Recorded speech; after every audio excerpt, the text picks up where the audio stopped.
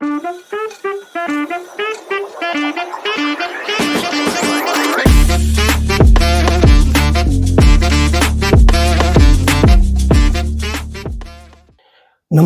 मेरा नाम है श्रवण कुमार और काइजन क्लासेस के ऑनलाइन प्लेटफॉर्म पर एक बार फिर आपका स्वागत है।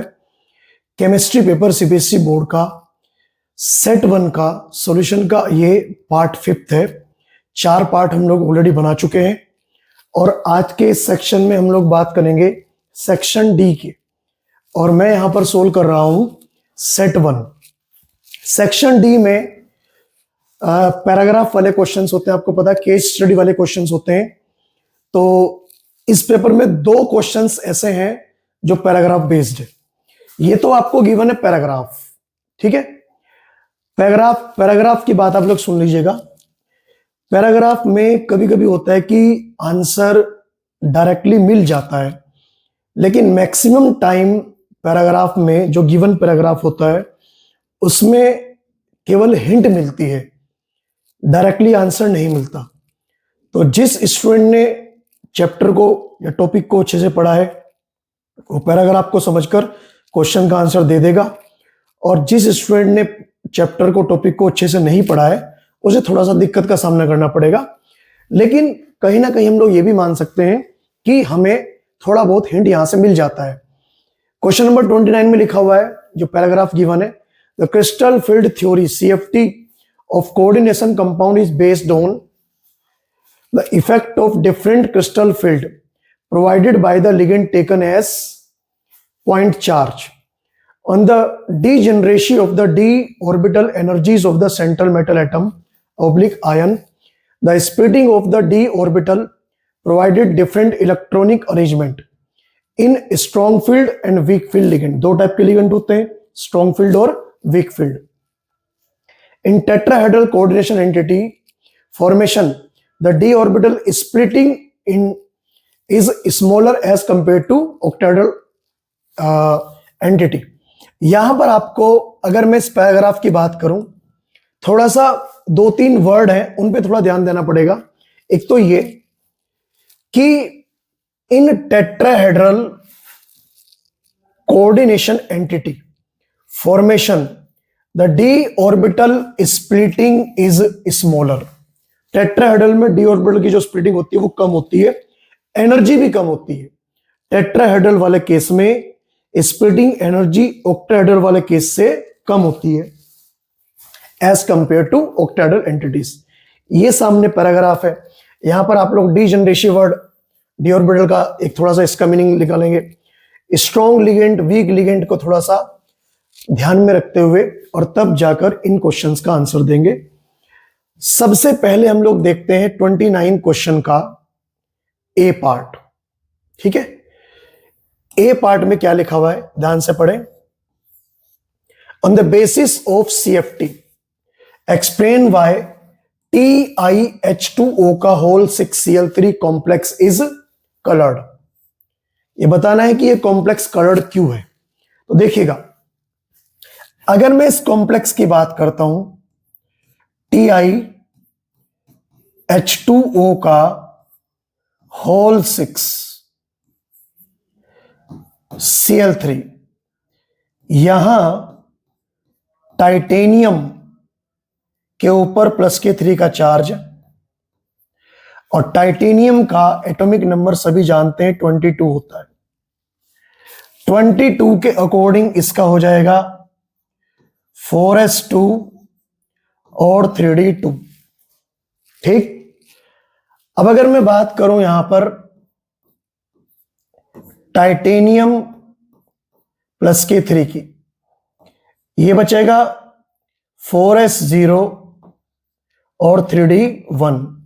d में एक इलेक्ट्रॉन है जो कि अनपेयर्ड है, तो ये मैंने बनाया d का ऑर्बिटल, और मैंने आपको ये दिखाने की कोशिश करी कि d ऑर्बिटल में एक इलेक्ट्रॉन और फिलहाल अभी अनपेयर्ड, और ये अनपेयर्ड ही रहने वाला है। क्यों?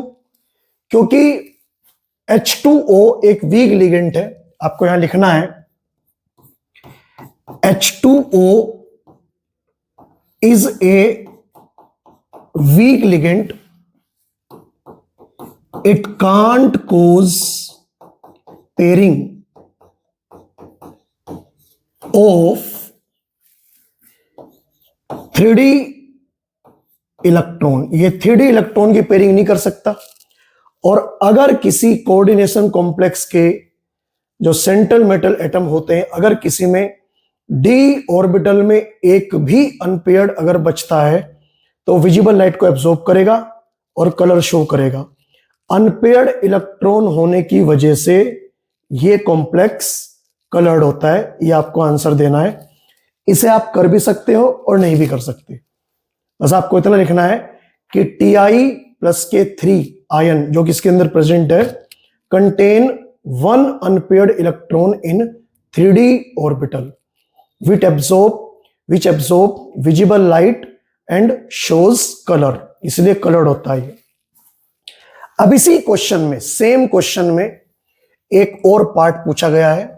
ये पूछा गया है कि what happen when heating the complex TiH2O का whole 6Cl3।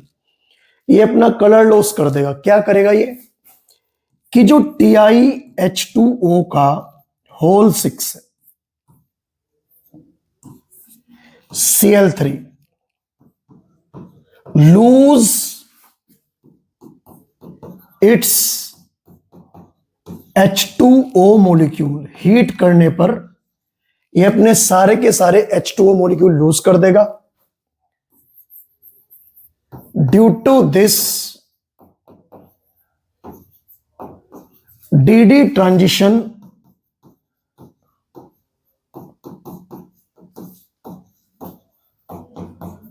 will not observe या will not occur, so it become colorless on heating। बस इतना आपको आंसर ये देना है। ओके, तो ये इसका सेकंड पार्ट का आंसर है। 2 पार्ट में क्वेश्चन था, इसलिए ये क्वेश्चन 2 मार्क्स का है। अब इसमें आइए आप लोग इसके बी पार्ट में। बी पूछा है what is crystal field splitting energy. इसकी एब्रीविएशन है CFSE, crystal field splitting energy. पहली बात तो इसे हम डिनोट करते हैं, डिनोटेड बाय डेल्टा।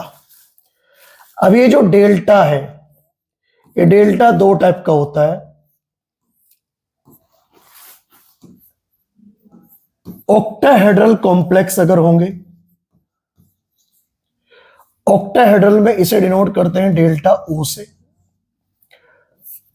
और टेट्राहेड्रल कॉम्प्लेक्स में इसे हम डिनोट करते हैं डेल्टा T से। O मतलब ऑक्टाहेड्रल, T मतलब टेट्राहेड्रल। क्या होती है क्रिस्टल फील्ड स्प्लिटिंग एनर्जी? जब CFT की वर्डिंग बात है, जब किसी सेंट्रल मेटल एटम पर, जब किसी डी ब्लॉक के मेटल पर लिगेंड अटैक करते हैं तो मेटल और लिगेंड के बीच में एक स्ट्रॉन्ग इलेक्ट्रिक फील्ड जनरेट हो जाता है, जिसकी वजह से मेटल का डी ऑर्बिटल 2 पार्ट में स्प्लिट हो जाता है। ऐसे अगर मैं ऑक्टाहेड्रल की बात करूं तो ये डी ऑर्बिटल और ये जो डी ऑर्बिटल है ये 2 पार्ट में स्प्लिट होगा।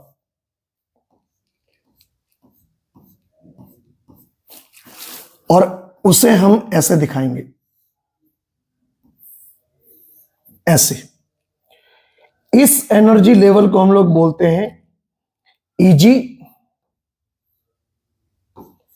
और इसे हम लोग बोलते हैं T2G।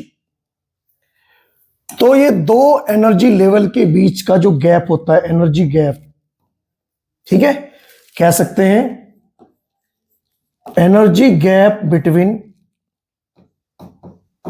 T2G and Eg is equal to splitting energy. Okay, और स्प्लिटिंग एनर्जी कितनी होगी, कम होगी, ज्यादा होगी, इस बात को कौन तय करेगा? इस बात को तय करेगा लिगेंड। अगर लिगेंड स्ट्रॉन्ग है, स्ट्रॉन्ग फील्ड है तो डेल्टा की वैल्यू ज्यादा होगी, और अगर लिगेंड वीक है तो डेल्टा की वैल्यू कम होगी। Okay, crystal field splitting energy की वैल्यू ऑक्टाहेड्रल कॉम्प्लेक्स में थोड़ी ज्यादा होती है और टेट्राहेड्रल कॉम्प्लेक्स में कम होती है। ये थोड़ी सी इस तरह की जानकारी है। तो ये है क्वेश्चन आपका, इसका बी पार्ट। अब देखिए नेक्स्ट, अगर आप वो वाला पार्ट नहीं करना चाहते तो ये वाला पार्ट कर सकते हैं इसका आप लोग। बी का सेकंड, बी के सेकंड में लिखा हुआ है on the basis of delta O and P, P मतलब pairing energy, how can you differentiate between strong field ligand and weak field ligand. ध्यान से देखिएगा सब बच्चे, डायग्राम से ही बात क्लियर होगी। ये तो है मेटल का डी ऑर्बिटल,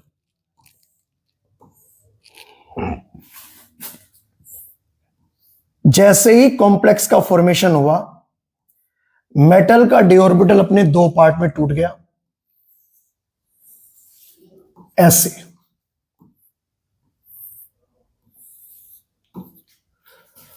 ठीक, इस एनर्जी लेवल को बोलेंगे Eg और इसे बोलेंगे हम लोग T2G। ठीक है, क्योंकि यहां पर डेल्टा O की बात कर रखी है, टेट्राहेड्रल ऑक्टाहेड्रल वाले केस की बात कर रखी है। इस एनर्जी गैप को हम लोग क्या बोलते हैं, delta O। Delta O means crystal field stabilising energy.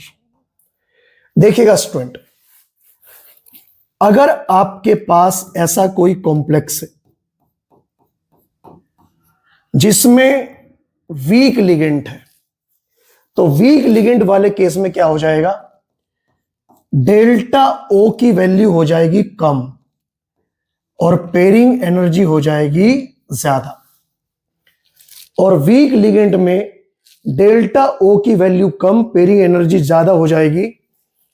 तो इसका मतलब यहां लिख सकते हैं pairing of 3D electrons will not occur. तो ये लिगेंड कहलाएंगे वीक। वहीं अगर हम बात करें स्ट्रॉन्ग लिगेंड की, स्ट्रॉन्ग लिगेंड वाले केस में डेल्टा O की वैल्यू ज्यादा और पेयरिंग एनर्जी की वैल्यू कम।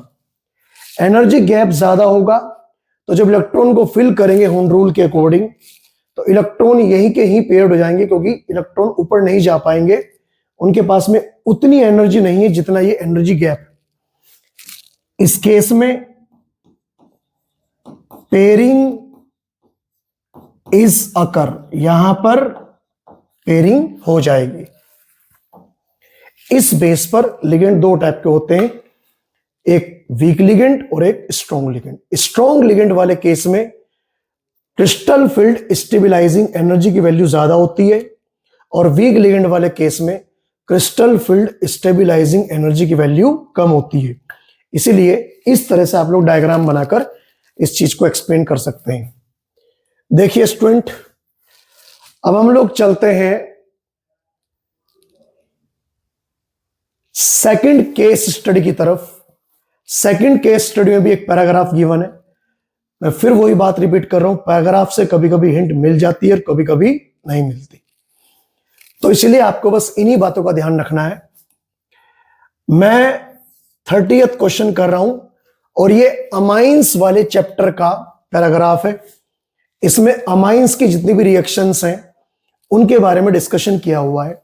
इस पैराग्राफ को ध्यान से पढ़ना और फिर इन क्वेश्चन का आंसर देना। सबसे पहले मैं बात कर रहा हूं यहां पर ए पार्ट की। ए पार्ट में क्या लिखा, how can you convert the following, इन्हें हमें कन्वर्ट करना है। सबसे पहले इथेनोइक एसिड टू मिथेनेमाइन, मैं पहला पार्ट सोल्व कर रहा हूं। ये रहा ethanoic acid CH3 C double bond OH। Okay, हमें इसे कन्वर्ट करना है CH3 NH2 में। एक एक स्टेप को ध्यान से देखें। सबसे पहला काम क्या करेंगे, एसिटिक एसिड को अमोनिया के साथ रिएक्शन कराएंगे। इथेनोइक एसिड को अमोनिया के साथ रिएक्शन करेंगे, हीट करेंगे साथ साथ, तो इथेनोइक एसिड कन्वर्ट हो जाएगा इथेनेमाइड में। इसका नाम है इथेनेमाइड। ओके, और जब हम लोग यहां से यहां चलेंगे तो एक रिएक्शन पढ़ी होगी आप लोगों ने अमाइन में, हॉफमैन ब्रोमेमाइड डिग्रेडेशन रिएक्शन। मैं दोबारा रिपीट कर रहा हूं, हॉफमैन ब्रोमेमाइड डिग्रेडेशन रिएक्शन। उसमें हम रिएजेंट यूज करते हैं ये Br2 प्लस NaOH या फिर Br2 प्लस KOH। ठीक है, ब्रोमीन विद एल्कली। क्या होता है इसके अंदर, इस रिएक्शन में मेन काम ये होता है, ये जो कार्बोनाइल बॉन्ड है इसे रिलीज कर दिया जाता है और ये मिथाइल और ये NH2 ग्रुप आपस में कनेक्ट हो जाते हैं और तब जाकर CH3NH2 बनता है। तो ये कन्वर्जन आपको ऐसे करना था। ठीक है, कन्वर्जन में आप लोग ये बातें ध्यान रखें कि साइड प्रोडक्ट को ना ही दिखाएं तो ठीक रहता है, बिकॉज कन्वर्जन में हमें मेन प्रोडक्ट दिखाना होता है। तीन चीजें कन्वर्जन में आपको हमेशा ध्यान रखनी चाहिए। पहला रिएक्टेंट, दूसरा प्रोडक्ट और तीसरा एरो के ऊपर रिएजेंट और टेम्परेचर प्रेशर की कंडीशन। ठीक, तो ये इसका पहला पार्ट ऐसे करना था आपको ये।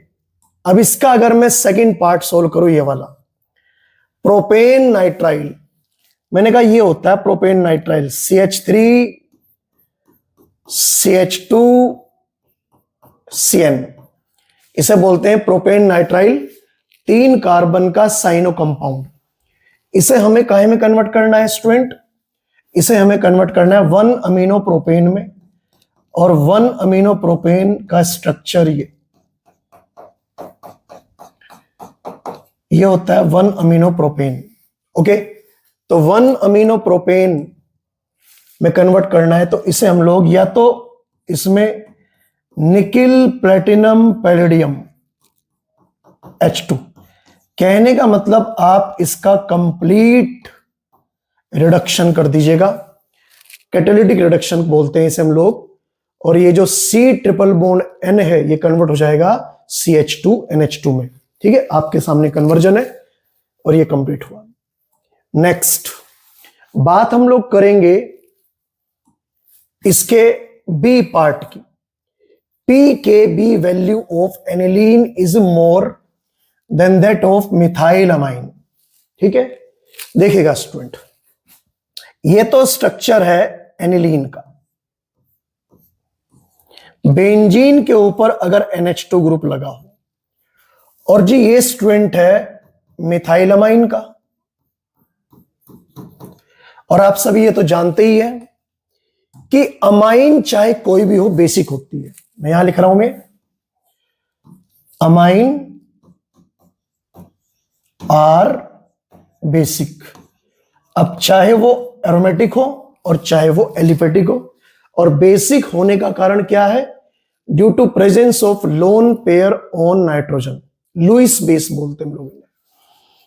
अब यहां पर इस वाले केस में नाइट्रोजन पर जो मिथाइल ग्रुप लगा वो इलेक्ट्रॉन डोनेटिंग है, वो इलेक्ट्रॉन डोनेट करता है, और जब नाइट्रोजन की इलेक्ट्रॉन डेंसिटी बढ़ेगी, ठीक है, एक ऐसा ग्रुप है, ये ग्रुप है इलेक्ट्रॉन डोनेटिंग ग्रुप, और इलेक्ट्रॉन डोनेटिंग ग्रुप क्या करते हैं, बेसिक पावर को इंक्रीज करते हैं।